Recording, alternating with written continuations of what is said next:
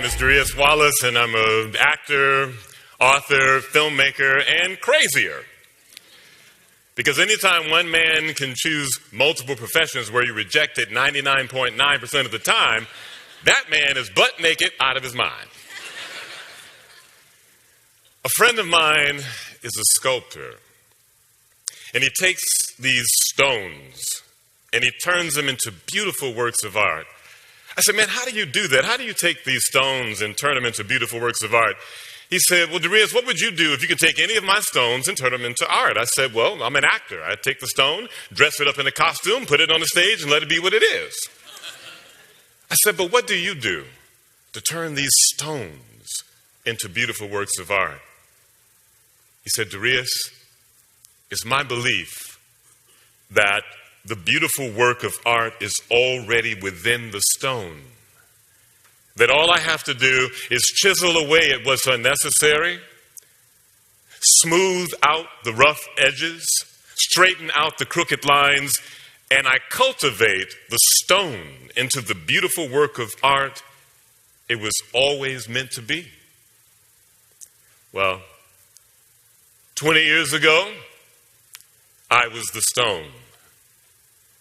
20 years ago, I was depressed. 20 years ago, I lost my will to live. It all happened when I was driving down the street in Los Angeles, California, called Warring Street. But I thought the street sign said Warning Street, and boom, I was on the flat. Now, this is before the age when everybody had cell phones, so I got help to push the car to the garage, and I got on the payphone, and I called my mother because I really needed help. Now, even though I was a struggling actor who couldn't afford to get his tire fixed, the very next day I was going to be meeting with one of the top casting directors in L.A. And when I told my mother this, she said, Darius, I'm excited for you. I'm proud of you. Now I can rest. That night I pre-celebrated with the Shapiro's beer, a joint, and a great time with my girl. The very next day was a quiet, calm, cloudy day. The phone rang. Intuitively, I knew it was from home. Hello? Darius? It was my father. Pat passed. My mother had been battling breast cancer, and that morning, she died. Clouds cried, causing confusion because she was gone. It was sunny LA, but that day it rained, and it rained, and it rained. Tears were streaming down the face of the skies because my mother was an angel. I went on to meet with this casting director. I mustered up enough courage to do a short performance for him. He was moved that I would come to meet with him even though my mother passed away that morning. And he said, you're going to work in this town. He picked up the phone and called other casting directors and told them I would be meeting with them for some potential casting in television when I came back from my mother's funeral. He graciously gave his condolences and sent me off. I flew here to Memphis, and I was surrounded by friends, family who would all come to Memphis to celebrate my mother's life and to see her off to her home going. I flew back to L.A., but I was no longer the me I knew. I was a weaker me, a broken me who grew sadder and lonelier by the day. I did not work in L.A. like the casting director said I would because I would not get out of bed. And when I did, it seemed like the whole world turned upside down. I lost everything. I lost my apartment, lost my car, lost my girl. I lost my esteem. But a beacon of light called from L.A. in the form of a theater festival. And I took a bus straight across the country to a beautiful brownstone in Brooklyn where I was surrounded by great actors, great directors, great writers, and also a great amount of drugs. And I participated. And one day, after drinking some whiskey, snorting some coke, smoking some weed mixed with heroin, I found myself in humiliation on the toilet. And as I was sitting there, I would go in and out of consciousness, and I remember various people passing me by almost as if I wasn't even there. I could have died for all they cared.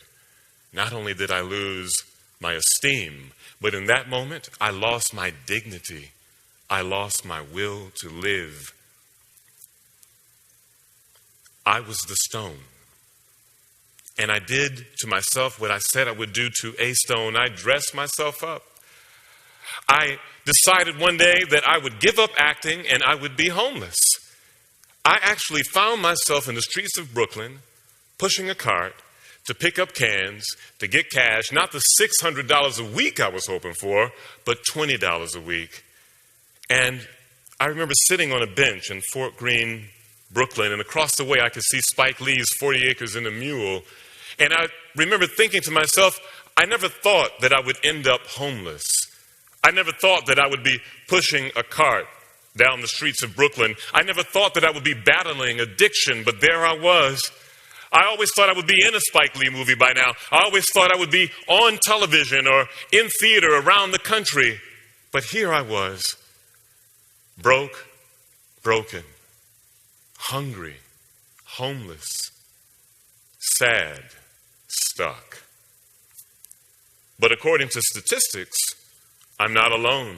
As a matter of fact, they say America, 70% of America is more unhappy than she's ever been, in spite of comforts. And I believe it's because it's this overwhelming feeling of being stuck in your circumstances, stuck in situations where you may be saying to yourself, like I did, I never thought that I would end up in the career that I'm in right now. I never thought that I would end up dealing with all these different crazy circumstances. I always thought I would be living my dreams by now. Well, I want you to know that there's something phenomenal about how fire comes into the world. You strike a match and there's a spark. And you strike it again, and sometimes you have to strike it again and again and again until that spark becomes a flame. And that flame, when cultivated, becomes fire. And fire, when it's creatively controlled, becomes energy that lights up the whole world. When I was sitting on that bench, I remembered my father shared something with me. He planted a spark of inspiration in me that I now plant inside you, where he said, Darius, all things lost can be regained. And we, like the divine, can say, be. And it is. That word of inspiration gave me a little taste of joy, and I sought after more words of inspiration, and I learned that I was very inspired by words. I would even write words of inspiration like, these wings, my heart, these wings that soar across the sky, these wings, I am the breath beneath the butterfly, these wings, this grace that glides along the wind, these wings that make rejected stones ascend, these wings, fresh faith, I was the doubting door, I am no more, but am that stone that with the Christ pristine angels adore, these wings, you hear the sound that sings and rings the bells beneath bathing streams, baptized in crystal fire, never again to live beneath the higher life, letting loose like lightning, looking lethal, luring little leaves, lubricating love letters launched from the Lord. That inspiration led me to what I was inspired by most, which was to start acting again. And there were several things that happened to me that helped me cultivate that inspiration to recreate my life. And I'll share them with you. There was first finding that inspiration that gives you that little taste of joy. And then I found myself meditating on it. You know, I believe that thoughts are things and that we are what we think about all day long. And then I used visualization. I actually, on those park benches, began to visualize myself coming out of homelessness. I began to visualize myself acting on stages all across the country. I visualized myself in television and in film. And then I actually found myself doing what the sculptor did to the stone. I chiseled away at what was unnecessary, all the negative self-talk, the negative associations, the addictions. I straightened out the crooked lines by working on the thing that I loved, and most importantly, I smoothed off the rough edges by learning to love myself. And I went from homeless to sleeping in the backseat of a car. But then I went from sleeping in the backseat of a car to a couch, and you can rent couches in New York, by the way, and then from a couch to a room, and a room to an apartment to a house where I now live and support a family of 5 with what I'm inspired by. My question for you is what are you inspired by? What gives you that little taste of joy? Because when you find that, you'll realize you are not stuck. You are not stuck because you are amazing. You are miraculous. You are magnificently made. You are not stuck. You are not stuck because today is not the end of the story and tomorrow is a new chapter. You are not stuck. You are not stuck because if you can imagine it, you can be it. You are not stuck because you are the fire. You are the flame. You are the spark. You are that. You are. Thank you.